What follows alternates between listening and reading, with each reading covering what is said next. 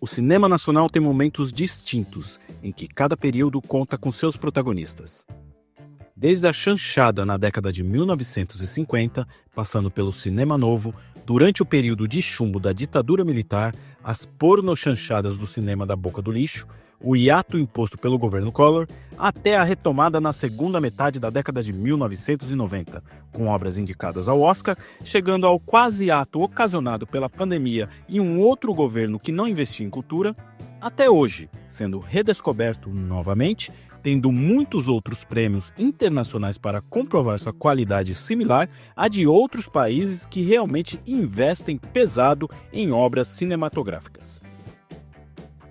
Reservo um quadro especial e necessário para falar de criadores que dependiam apenas da imaginação e persistência para manter sua vontade de fazer cinema de pé, com resultados variados, como José Mojica Marins e seu Zé do Caixão, além de sucessos indiscutíveis de Mazzaropi e Os Trapalhões, que eram achincalhados pela crítica especializada, e hoje a nova geração de críticos percebem o quanto o cinema deles é necessário para termos algo para chamarmos de nosso. Nessa lista de criadores persistentes, precisamos incluir um nome que muitos não percebem que também contribuiu para o cinema nacional. Esse alguém é Maurício de Souza, pai da Turma da Mônica.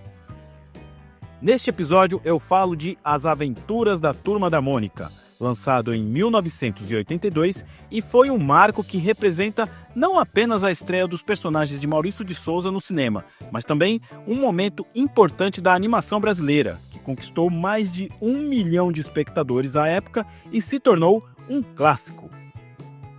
Vou abordar a ideia inicial, as dificuldades em fazer uma animação em um período em que a inflação no país galopava, seu lançamento em circuito nacional, repercussão e herança dessa ideia que muitos acreditavam ser obra do personagem louco. Meu nome é Márcio Andrade e este é o Salada Cultural. Salada Cultural. Alô? Alô, Maurício? Aqui é a Mônica. Oi, Mônica. É verdade que você vai fazer um filme? É verdade. Oba! Então eu quero ser a artista desse filme. Porque, sabe, afinal, eu sou ótima, não é mesmo? Você vai fazer. Esta é a Mônica. Eu vou fazendo bem Uma graça de garota. Sempre com o seu vestidinho vermelho. E o maior companheiro dela, esse coelhinho de pelúcia aqui. Vocês querem ver a Mônica nervosa?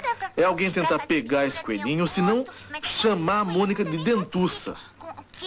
Dentuça? Quem é dentuça? Maurício de Souza, após muita insistência, conseguiu emplacar seu desejo de ser cartunista. Ele, que nasceu em 27 de outubro de 1935 na pequena cidade de Santa Isabel, no interior de São Paulo, passou a maior parte de sua infância e juventude em Mogi das Cruzes, onde, segundo o próprio, sua brincadeira favorita era desenhar, enchendo páginas e mais páginas de seus cadernos escolares com histórias e personagens. Ainda criança, Maurício viu pela primeira vez uma revista em quadrinhos e se encantou. Depois, desenhou seu primeiro personagem, ao qual deu o nome de Capitão Picolé. Já adolescente, passou a ilustrar pôsteres e cartazes para comerciantes da região de Mogi das Cruzes, ganhando seus primeiros trocados com a arte. Em 1954, aos 19 anos, Maurício se mudou para São Paulo com o objetivo de se tornar ilustrador profissional. Sua carreira inicial não começou exatamente como ele imaginava. Segundo conta em entrevistas e em sua autobiografia, Maurício se apresentou na redação da Folha da Manhã e da Folha da Tarde, que anos depois se tornaria a atual Folha de São Paulo, carregando uma pasta cheia de desenhos. O editor de arte do jornal o desanimou imediatamente, dizendo que desenho não dava futuro e que ele deveria investir em outras, entre aspas, coisas da vida. Com isso, conseguiu uma vaga no jornal como redator, mas meses depois foi promovido a repórter policial. Era 18 de julho de 1959 quando Maurício conseguiu convencer o editor da Folha a publicar uma tirinha vertical de um cachorro e seu dono. Bidu foi o primeiro personagem a nascer dessa decisão. um cãozinho que seria inspirado no próprio cão de estimação de Maurício, que se chamava Cuíca. Ao lado de Bidu veio Franjinha, seu dono, além de outros colegas caninos. Ao final daquela década, Maurício foi demitido da Folha por conta de um movimento que ele iniciou para criar uma associação e defender os quadrinistas brasileiros, e que foi interpretado como subversivo para o jornal, sendo acusado de ser comunista. De volta a Mogi das Cruzes, tentou vender suas tiras para jornais de todo o país, conseguindo contratos com diversas publicações, como a Tribuna da Imprensa, criando mais personagens para suprir os pedidos de tiras de jornal. Em 1960, Bidu ganhou seu espaço em uma revista infantil chamada Zastras, publicada pela editora Outubro. Logo depois, a editora Continental lançou uma revista intitulada simplesmente Bidu, mas foi cancelada ainda naquele ano com apenas 8 revistas publicadas. Conforme Maurício continuava desenvolvendo seus personagens nos jornais, algo começou a acontecer. Cebolinha apareceu inicialmente como um coadjuvante de Franjinha, em 1960, mas sua personalidade e seu carisma o elevaram a protagonista. Cebolinha, aquele menino magro com os cabelos em forma de cebola na cabeça, que não conseguia pronunciar a letra R, transformando-a em L, se tornou a estrela das tirinhas de Maurício. Por volta de 1962 e 1963, Maurício começou a receber reclamações de leitoras sobre a falta de personagens femininas em seus quadrinhos. Por isso, em 1963, Maurício de Souza criou Mônica, uma personagem baseada em sua filha homônima, que tinha apenas 2 anos de idade na época. A menina de vestido vermelho, com suas bochechas pontudas, seu cabelo preto, cara amarrada e personalidade forte, não era uma personagem secundária.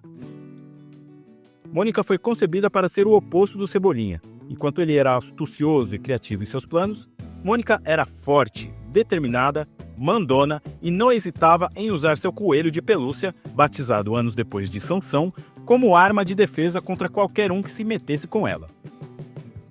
Mônica, de forma orgânica, se tornou a protagonista das tirinhas ao final da década de 1960. Conforme os anos passavam, a família de personagens de Maurício continuava a crescer. Cascão, aquele menino que tinha horror a banho, aparecia regularmente nas tirinhas.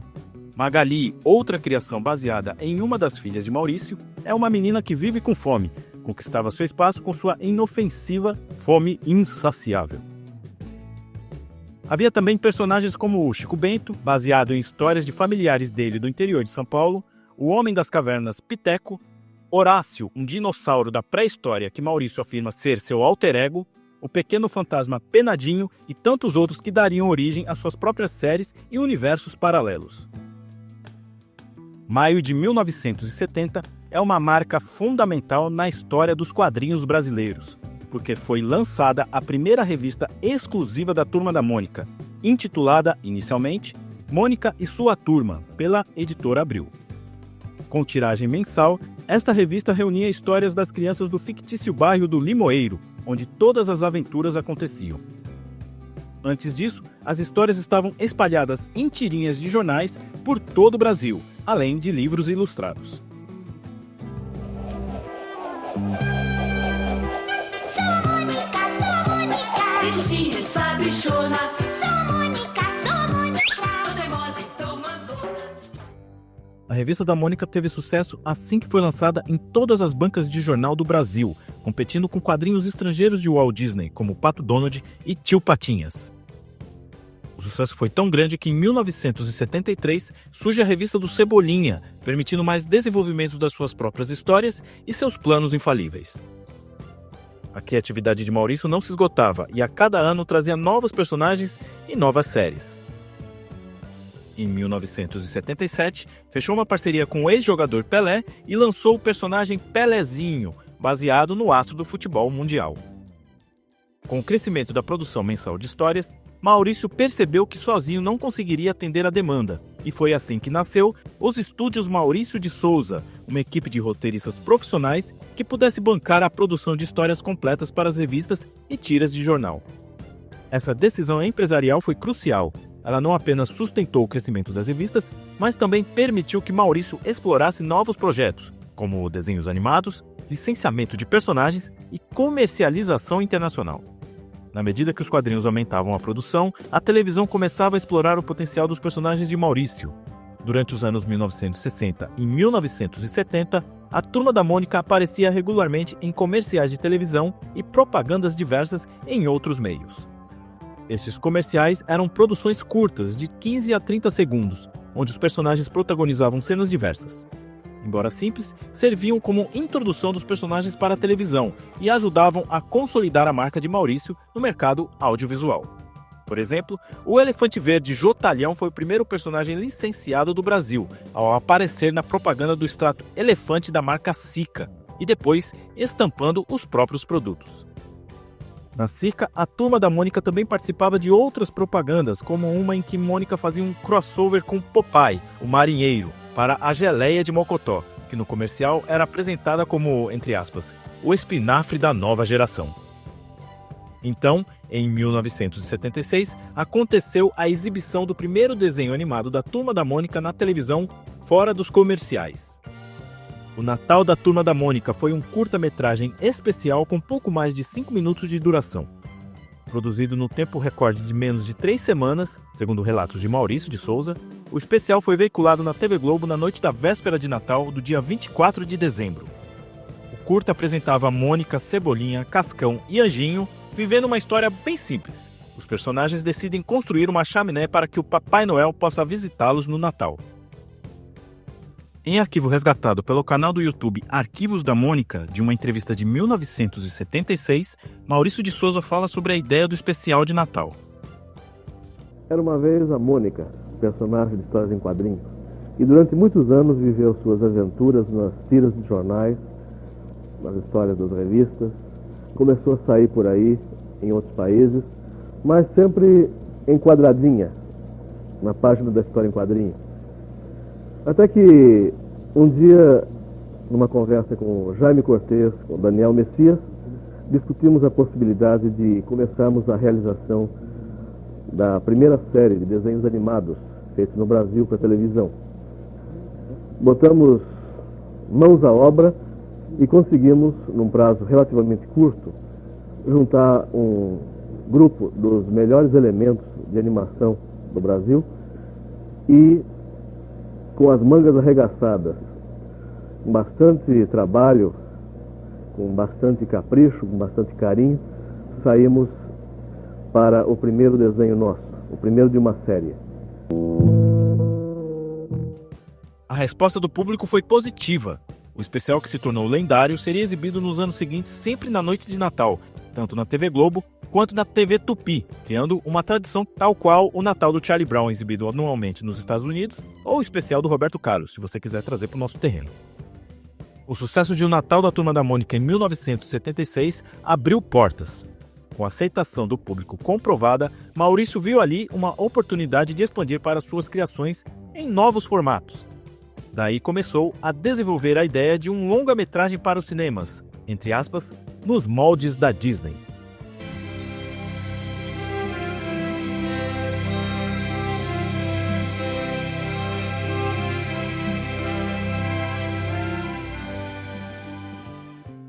Para seguir com a ideia de um filme da Turma da Mônica, Maurício de Souza resolveu fazer alguns testes.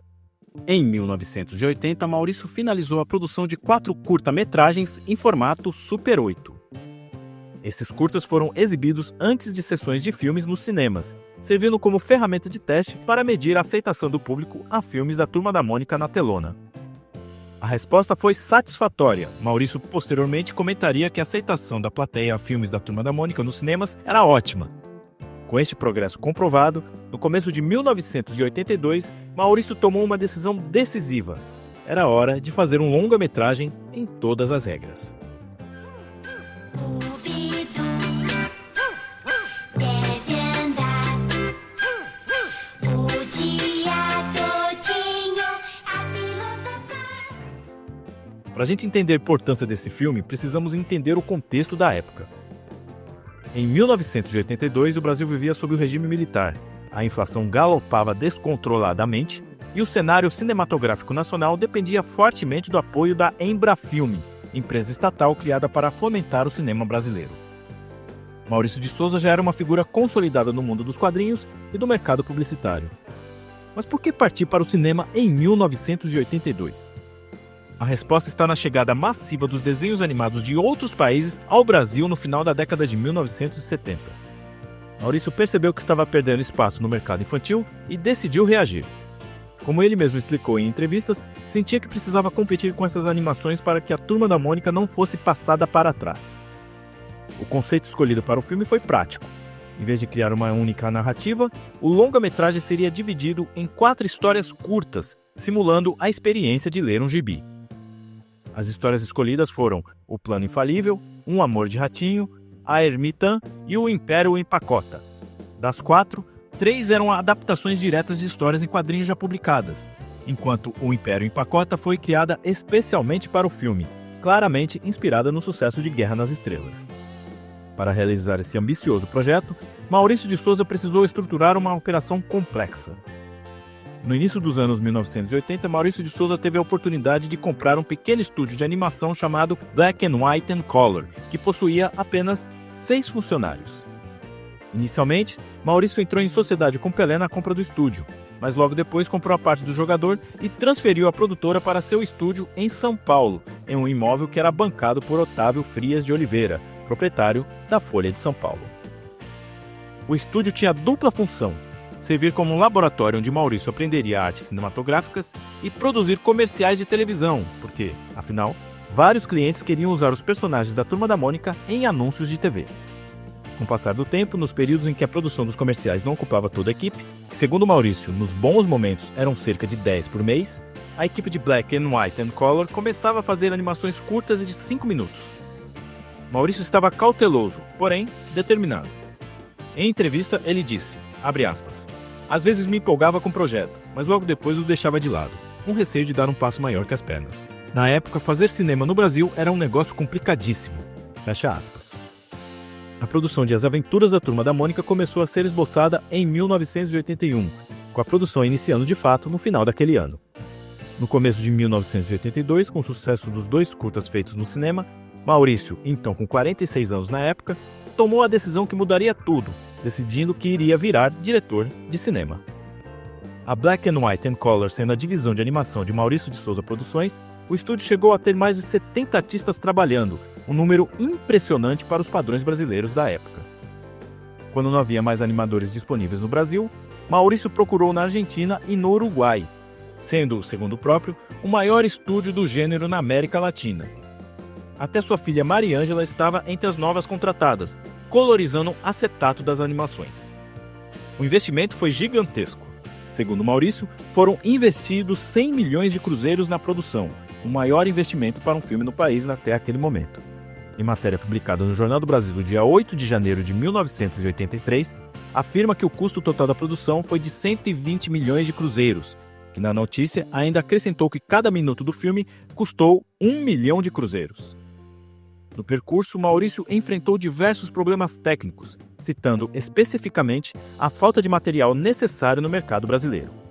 Equipamentos de animação, tintas especiais, papel específico para animação, tudo precisava ser importado, o que encarecia bastante a produção e atrasava o cronograma.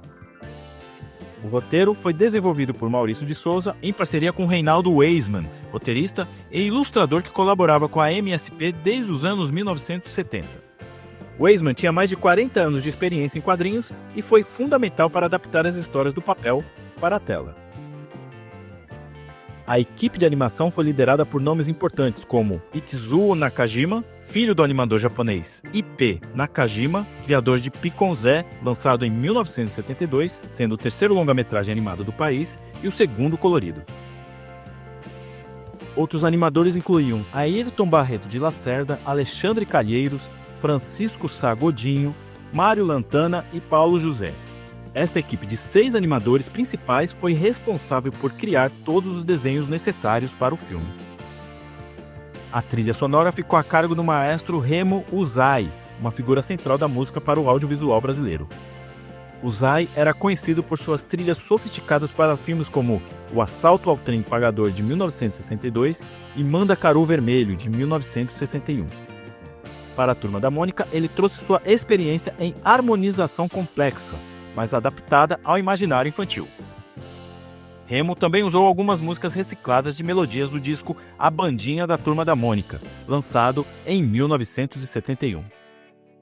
Uma das decisões mais importantes foi a incorporação de cenas em live action com o próprio Maurício de Souza. Isso não era apenas uma jogada de marketing, também era uma necessidade narrativa para conectar as 4 histórias distintas. Maurício, em um exercício de metalinguagem, aparecia como ele mesmo, em seu escritório, recebendo telefonemas dos personagens que queriam participar do filme. A escolha das histórias também foi estratégica. O plano infalível representava o cotidiano clássico da turma, com as ideias absurdas de Cebolinha, com a ajuda de Cascão e Franjinha, para pegar o coelho de pelúcia da Mônica e assim se tornar o dono da rua. Um amor de ratinho trazia um elemento de fantasia, com Mônica diminuindo de tamanho e tendo a ajuda de um ratinho apaixonado. A Ermitã explorava temas mais profundos, mostrando Mônica se isolando dos amigos. E o Império Empacota era a grande aventura espacial, claramente pensada para competir com as produções estrangeiras que faziam sucesso na época. O design dos personagens precisou ser adaptado para a animação. Nos quadrinhos, os traços são mais simplificados, mas para o cinema foi necessário criar mais volumes, sombras e detalhes que funcionassem em movimento. Este processo de adaptação demandou vários testes e refinamentos. A produção propriamente dita durou aproximadamente 9 meses, um período intenso de trabalho que envolveu toda a equipe da Black and White and Color. Foram necessários cerca de 45 mil desenhos feitos à mão. Sim, à mão, utilizando a técnica tradicional de animação em 2D. O processo era artesanal e minucioso.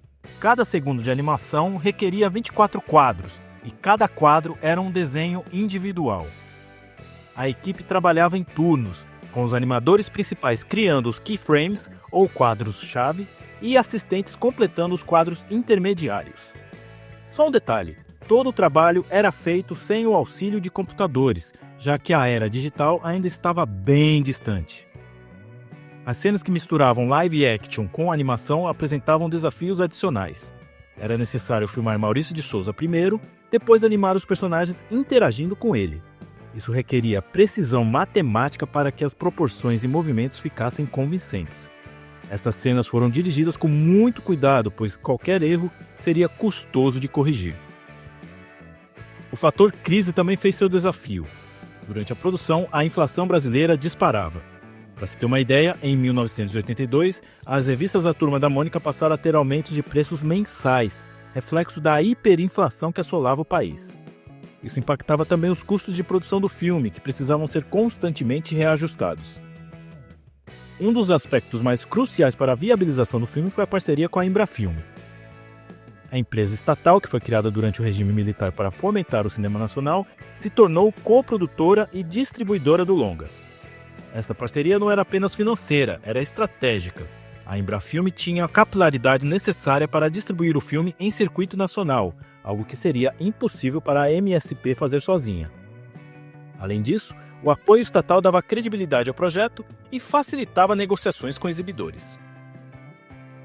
O financiamento misto, parte Maurício de Souza Produções, parte Embrafilme, permitiu que o filme tivesse um orçamento robusto para os padrões nacionais. A Embrafilme estava em seu período áureo. Entre 1975 e 1990, a empresa foi fundamental para estruturar a cadeia produtiva do cinema brasileiro, garantindo que filmes nacionais chegassem efetivamente às telas. O modelo de negócio era simples, a Embrafilme entrava como coprodutora e distribuidora, assumindo parte dos riscos financeiros em troca de participação nos lucros. Este esquema da Embrafilme com as produções nacionais funcionou bem durante os anos 1980, mas seria interrompido em 1990 com a extinção da empresa no governo de Fernando Collor de Mello, mas isso é assunto para um outro episódio. A pós-produção incluiu a sincronização da trilha sonora, mixagem de áudio, correção de cores e montagem final. A montagem final teve que equilibrar as 4 histórias com as cenas em live action de Maurício de Souza. A correção de cores foi particularmente desafiadora, pois era necessário manter a consistência visual entre as diferentes histórias e as cenas live action. Cada sequência tinha sua própria paleta de cores, mas todas precisavam funcionar como um conjunto coeso. A dublagem utilizou as vozes que já eram associadas aos personagens na televisão, graças às propagandas que iam ao ar. O elenco de vozes contou com Maria Amélia Costa Manso, dublando Mônica, Ivete Jaime foi Cebolinha, Isaura Gomes deu voz ao Cascão, Silvia Cordeiro Marinho interpretou Magali e Orlando Vigiani dublou Franjinha. O resultado foi um filme de 74 minutos com ritmo dinâmico. As Aventuras da Turma da Mônica teve sua pré-estreia em São Paulo, no Cine Bristol, em 19 de dezembro de 1982. O longa teve sua premiere no dia 23 de dezembro de 1982, no então Cine Teatro Paramount, também em São Paulo. A escolha da data não foi casual, era véspera de Natal e período de férias escolares, época ideal para filmes familiares. O filme permaneceu em cartaz em São Paulo durante os últimos dias de 1982 e se expandiu para o Rio de Janeiro em janeiro de 1983. A estratégia de distribuição foi cuidadosamente planejada.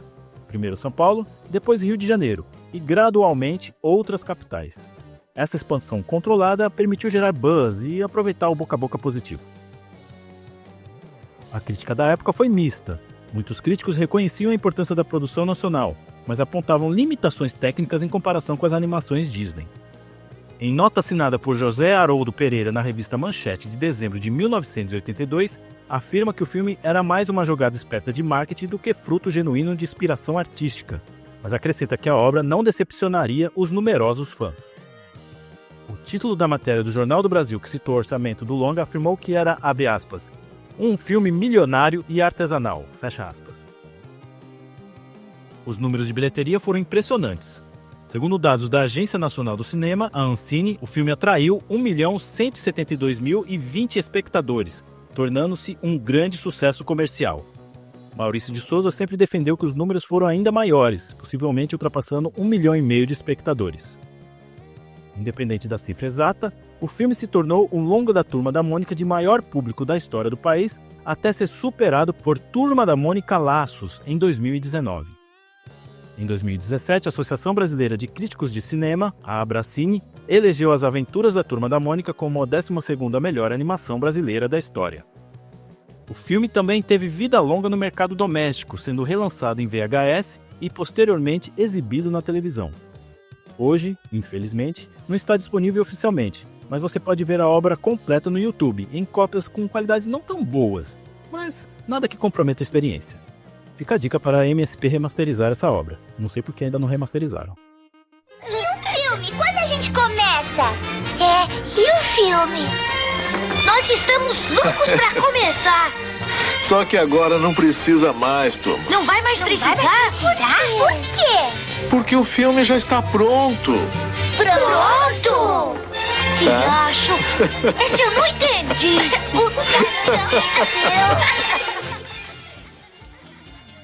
O sucesso de As Aventuras da Turma da Mônica abriu precedentes. Maurício de Souza havia comprovado que era viável fazer e comercializar desenhos animados brasileiros. A motivação cresceu e novos projetos foram desenvolvidos. Em 1984, a Maurício de Souza Produções lançou A Princesa e o Robô, seu segundo longa-metragem. Diferente do primeiro, este filme seguia um único enredo contínuo, em vez de ser dividido em histórias segmentadas. Em 1986, lançou As Novas Aventuras da Turma da Mônica, um curta-metragem para os cinemas. Nos anos seguintes, vieram ainda Mônica e a Sereia do Rio e Turma da Mônica em O Bicho-Papão, ambos em 1987. Durante a década de 1990, a MSP enfrentou um período de dificuldades financeiras para fazer animações. A inflação que ainda assolava o Brasil na época tornava inviável continuar produzindo filmes cinematográficos com qualidade.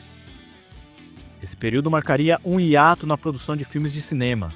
Por quase 2 décadas, entre o fim dos anos 1980 e o início dos anos 2000, a Turma da Mônica não teria novos longa-metragens lançados para salas de cinema, embora continuasse presente na televisão e nos quadrinhos. O retorno da Turma da Mônica ao cinema ocorreu em 2004, com o lançamento de Cine Gibi, o filme, longa com participações em live action de Luciano Huck, Fernanda Lima e do próprio Maurício de Souza. O Cine Gibi virou uma franquia, lançando mais 7 longas em DVD. No mesmo ano do Cine Gibi, o canal Cartoon Network começou a transmitir a série animada da Turma da Mônica, trazendo episódios produzidos nas décadas de 1980 e 1990, E desde 2012 são lançados novos episódios exclusivos para o canal e para a plataforma HBO Max. Em 2013 surgiu mais um projeto de animação, a Mônica Toy, exclusivo para o YouTube e depois se expandiu para o Cartoon Network, TV Cultura e posteriormente para plataformas de streaming. Em 2007 voltou para o cinema com o lançamento de Uma Aventura no Tempo. E chegamos no momento atual da Turma da Mônica, totalmente estabelecida em várias mídias, inclusive com incursões em carne e osso com a adaptação da graphic novel, escrita e desenhada pelos irmãos Vitor e Lu Cafage, chamada Turma da Mônica, Laços, lançado no cinema em 2019, dirigido por Daniel Rezende e visto por mais de 2 milhões de espectadores. Hoje temos mais filmes live actions, séries animadas e outras tantas produções que estão vindo aí, de todos os personagens, inclusive do próprio Maurício de Souza, na biografia Maurício, o filme, que estreou em 2025 em comemoração aos seus 90 anos e tendo seu filho Mauro Souza no papel do desenhista. Todas aventuras da turma de Maurício de Souza.